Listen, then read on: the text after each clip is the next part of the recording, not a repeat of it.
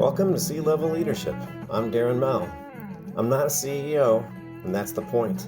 These conversations are about leading from the middle, where trust, empathy, and real work actually happen. Thanks for listening. Hi, and welcome back to another episode of C-Level Leadership. I'm your host, Darren Mel, career middle manager for the past 20 years. And I wanted to today just look at the episode title, Focus is a Lie Without Clarity. And being a leader for as long as I have, and I'm sure you out there, a lot of what I'm focusing on here are the subtle nuances, because we do tend to, no matter what the profession is, we have a tendency to kind of say the same things, and especially in leadership. And my leadership is in the sales world, so there's so many ties to sports and hitting the home run, getting to the goal line, things like that.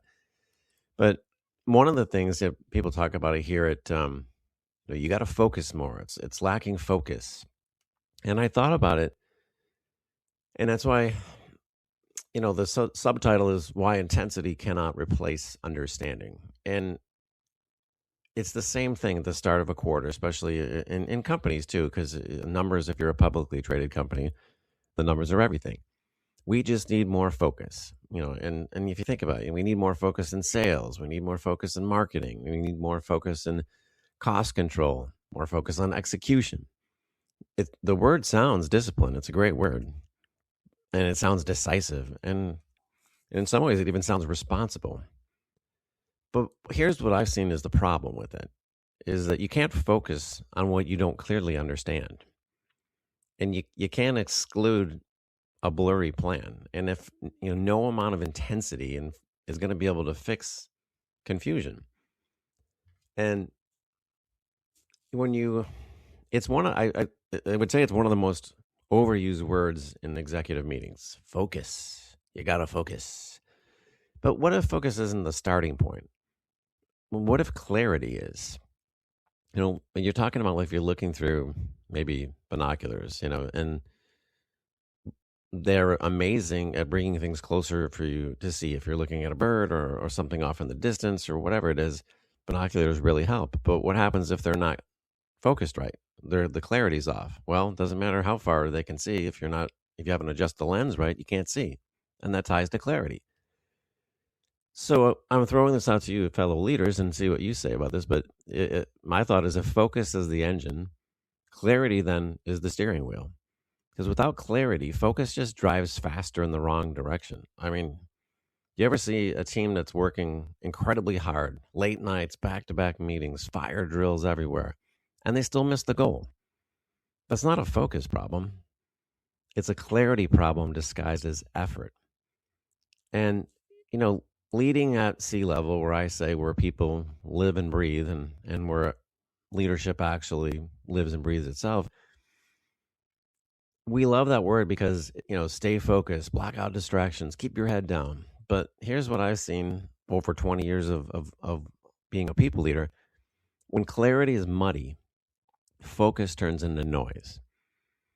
And if you think about it, and you're in a large company, finance thinks that the priority is margin protection. Sales thinks the priority is top line growth. Marketing thinks the priority is brand expansion. And then maybe operations might think that the priority is efficiency. So you got everyone's focused, but no one's aligned. And in my opinion, that's not a productivity issue. It's an executive clarity failure. And us as leaders, again, I'm open. I would love to hear what you have to say. But I believe that clarity is not a motivational speech. It's a leadership responsibility. It's structural. Every department should be able to answer 3 questions, I think, without hesitation. Number 1, what are we solving this quarter? 2, how does our work directly connect to company level objectives? And 3, what are we not doing right now? And that last question is really where clarity lives. Because you already are doing the job, everyone's doing the job. So the first 2, it's always happening. But then if they're asking you to be more focused in the next quarter, well, you got to know what is the other things you need to do or that we're not doing that, and be clear on it so that the goals can be hit and then everyone is aligned. If everything is important, nothing is clear. But if nothing is clear, then focus becomes frantic. And I believe focus without clarity creates emotional erosion. And think about it. And I like when I wrote the book C-Level Leadership, and that was my leadership plan. It kind of hit me one day that I think of leading in the lens of your procedural infrastructure. That's the stuff you do every day, the rules of the company, the goals, the numbers, and all that stuff. But then your emotional infrastructure is the awareness of all the other stuff that is going on in employees' heads that can derail the focus. So when teams are told to focus but they're not given the clarity, they start to feel frustrated, second guessed, micromanaged, overworked, but under impactful. And that emotional fatigue compounds. People don't burn out from hard work. They burn out from misaligned work.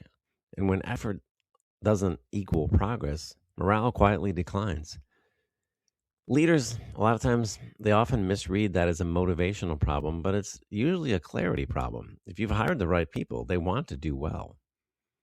And company level strategy, I think, is useless unless it translates.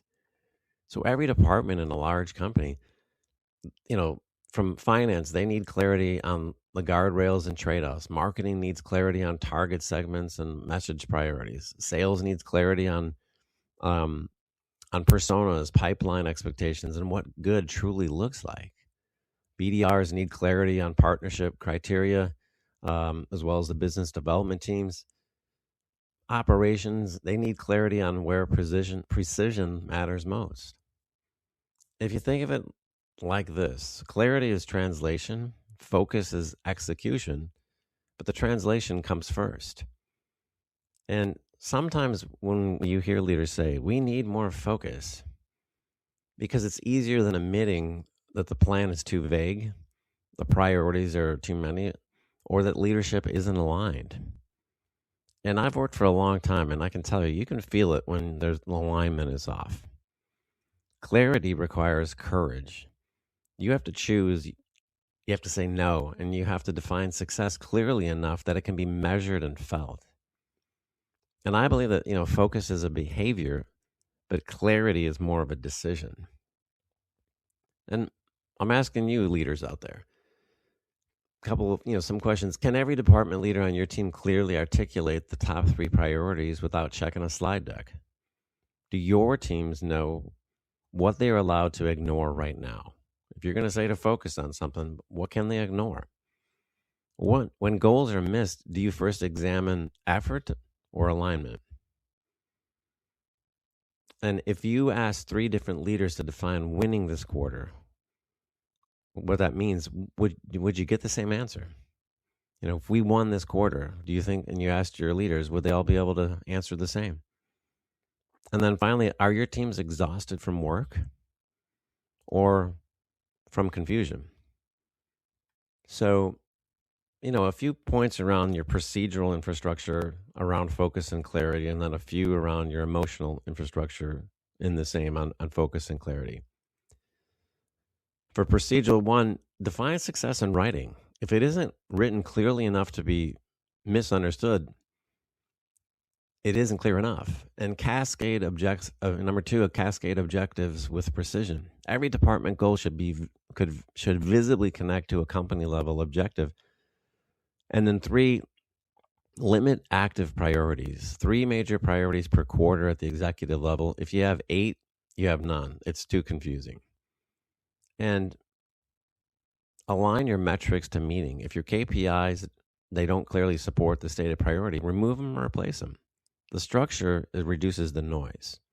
And then on the emotional infrastructure, tips around focus and clarity. 1, watch for frustration signals. Repeated confusion, circular meetings, and passive resistance. Those are emotional indicators of unclear direction. Number 2, create safe clarification channels. People They must feel safe, asking, what are we exactly solving without looking incompetent? And then 3, reward alignment, not just busyness. Celebrate teams that simplify things and execute well, not just those that look busy. And as I said earlier, when you think about this, it's clarity builds trust. Trust fuels focus, and then focus drives the results. So, in kind of wrapping it up today around focus, but really it's probably more around clarity. If you remember nothing else that I've said today, think of it this way: focus is not intensity, focus is disciplined alignment, and alignment cannot exist without clarity. Before you ask your teams to focus harder, ask yourself, have I made the target unmistakably clear?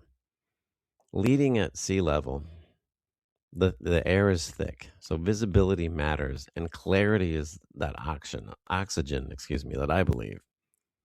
I appreciate you listening. And if this resonated with you today, share it with another leader who might be pushing for focus when what they really need is clarity. I'm Darren Mell, average human being and people leader for the past 20 years. Thanks for listening. See you next time. This has been C-Level Leadership with Darren Mell, average human being. Thanks for listening.